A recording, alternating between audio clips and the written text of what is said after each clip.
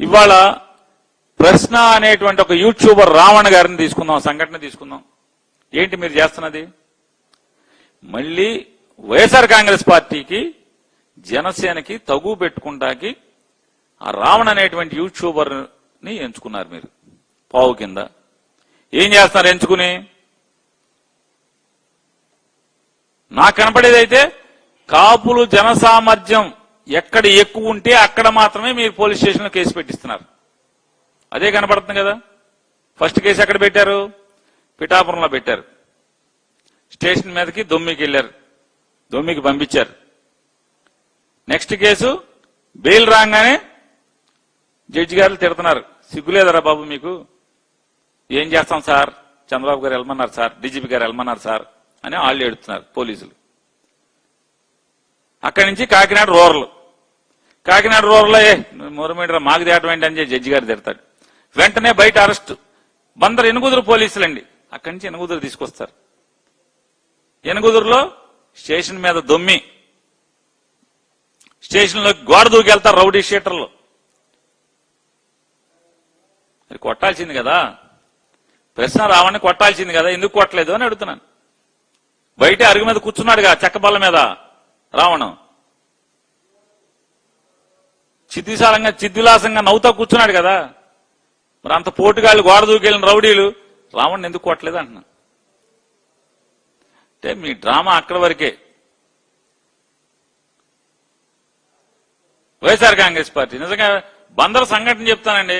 పవన్ కళ్యాణ్ ఎంత నిజంగా ఆయన అపరిచితుల్లోనేమో అది డిజార్డర్, అది సైకలాజికల్ డిజార్డర్. కానీ ఇతను మోటివేటెడ్ డిజార్డర్, ఇది మోటివేటెడ్ డిజార్డర్, ఇది మల్టీ స్ప్లిట్ మోటివేటెడ్. ఇది తనకు తను కావాలని తెచ్చుకుంటాడు ఆయన పవన్ కళ్యాణ్ గారు. ఎందుకు కావాలని తెచ్చుకుంటున్నారంటే నేను చెప్తున్నానంటే,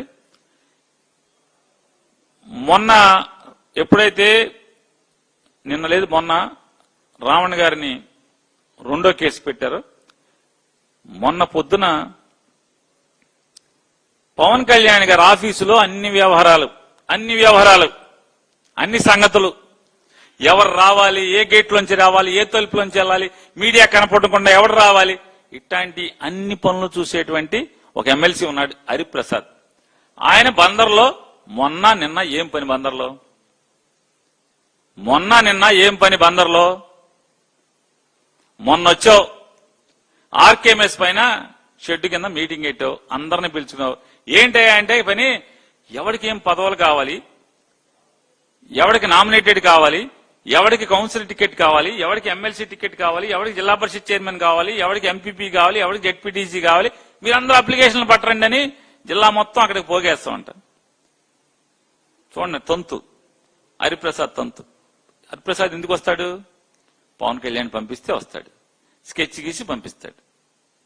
హరిప్రసాద్ మీటింగ్ పెట్టి అందరినీ పోగేసి ఆ రోజు అక్కడ కేసు పెడతారు బందర్ ఎనుగుదురులో. అక్కడి నుంచి కోడూరు వెళ్తాడు హరిప్రసాద్. మొన్నే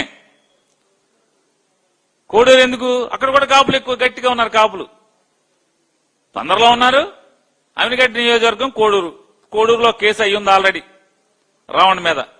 నెక్స్ట్ ఇప్పుడు అక్కడ బెయిల్ రాగానే ఇవాళ రాత్రికి అక్కడ పాయకరావుపేట, బందర్ నుంచి పాయకరావుపేటలో కూడా కాపులు ఎక్కువ. పాయకరావుపేట నుంచి ఇవాళ రాత్రి కోడూరు చేస్తారు, చూసుకోండి కావాలంటే. ఎక్కడ కేసు కడుతున్నా, ఎఫ్ఐఆర్ కడుతున్నా రావణ్ మీద, అన్ని చోట్ల కూడా కాపులు అధిక జనసాంద్రత ఉన్నటువంటి ప్రాంతాల్లో ఆ పోలీస్ స్టేషన్ పరిధిలో మాత్రమే కేసులు కడుతున్నారు. ఎందుకని? ఒకటి స్టేషన్ మీదకి వెళ్ళి దూకుడుగా వెళ్తాకి జనం కావాలి, అమాయకులైన బకరాలు కావాలి, వైసీపీ వాళ్ళతో గొడవలు పడాలి, మళ్ళీ జనసేనకి వైసీపీకి తగులు కావాలి, ఫ్రిక్షన్ కావాలి, తద్వారా మళ్ళీ వీళ్ళందరూ కూడా పవన్ కళ్యాణ్ వెనక్కి చేరిపోవాలి. చంద్రబాబు నాయుడు యొక్క తప్పుడు కుట్రలు తప్పితే వేరే ఏముందంటున్నాను.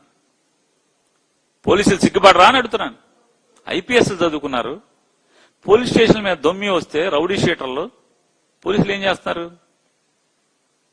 చేస్తున్నారంటున్నా. ఊరికి ఎవడో ఒకటి దొరికితే మామూలుగా రౌడీని చంపేశామని ఇక్కడ చెప్తారా? చంద్రబాబు నాయుడు గారు పవన్ కళ్యాణ్ గారు చెప్తున్నారుగా, రౌడీ షీటర్ని చంపేస్తే తప్పేంటి అని మాట్లాడుతున్నావుగా. మరి నీ రౌడీ షీటర్లు పట్టపగలు పోలీస్ స్టేషన్ మీదకి కస్టడీలో ఉన్నటువంటి ఒక ముద్దాయిని చంపటాకి యత్నిస్తా ఉంటే నీ సలహా మేరకే నేను నరసాపురం ఎమ్మెల్యేకి బందర్లో పనేంటి అని అడుగుతున్నాను. నరసాపురం ఎమ్మెల్యేకి ప్రభుత్వ విప్ అతను బందర్లో అతని పనేంటి, బందర్ ఎందుకు వచ్చాడు? ఒక ఎమ్మెల్సీ ఒక ఎమ్మెల్యే మొత్తం ఆర్గనైజ్డ్ గా నిన్న కృష్ణరావణ్ణి జీబేకి బస్సు ఎక్కించి పంపించే వరకు వీళ్ళందరూ బందర్లోనే ఉన్నారు. బస్సు ఎక్కించి హాస్పిటల్కి పంపించాక మాత్రమే, కోర్టుకు పంపించాక మాత్రమే హాస్పిటల్కి వెళ్ళి వీళ్ళందరూ కూడా ఖాళీ చేసి వెళ్ళారు ఆర్కేఎంఎస్ ని. దీన్ని ఏమంటారు చెప్పండి? పవన్ కళ్యాణ్ గారు ఇన్ని కోణాలు అంటే నారా చంద్రబాబు నాయుడు గారు పవన్ కళ్యాణ్ ని కాపు కులాన్ని ఏ రకంగా వాడుకుందామని ప్రయత్నం చేస్తున్నాడో మనకు అర్థం అవుతుంది కదా. ఎన్ని సాక్ష్యాలే కదా. పోలీసులకు చావుందా అని అడుగుతున్నాను. చావు ఉంటే మీ స్టేషన్ మీదకి మీ కస్టడీలో ఒక ముద్దాయిని చంపటాకి మీ స్టేషన్ మిమ్మల్ని తన్ని తోసి పడదోసి మిమ్మల్ని తొక్కుకుంటా స్టేషన్ గోడలు దూకి లోపలికి దూకితే ఒక్కడి మీద ఏమన్నా ఎఫ్ఐఆర్ అయిందా? 302, 307 కట్టారా అని అడుగుతున్నాను.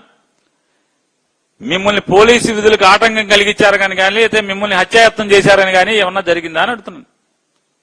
ఒక్క కేసైనా ఎఫ్ఐఆర్ అయిందా? కట్టారా ఎవరి మీదన్నా? పిఠాపురంలో కట్టారా? ఎక్కడ కట్టారు? బందర్లో కట్టారా? ఈరోజు పాయికారావుపేటలో కడతారా? రేపు కోడూరులో కడతారా? సరే, ఏ కులమైనా ఒకసారి మోసపోద్ది, 2 సార్లు మోసపోద్ది చంద్రబాబు నాయుడు గారు. ఆఖరికి మీ కమ్మాలైనా సరే ఎన్నిసార్లు రామారాయణ పడదోసిన కానించి మోసం చేస్తాను అన్నారు మీరు. ఖచ్చితంగా వాళ్లే మీ మీద తిరగబడతారు, చూసుకోండి.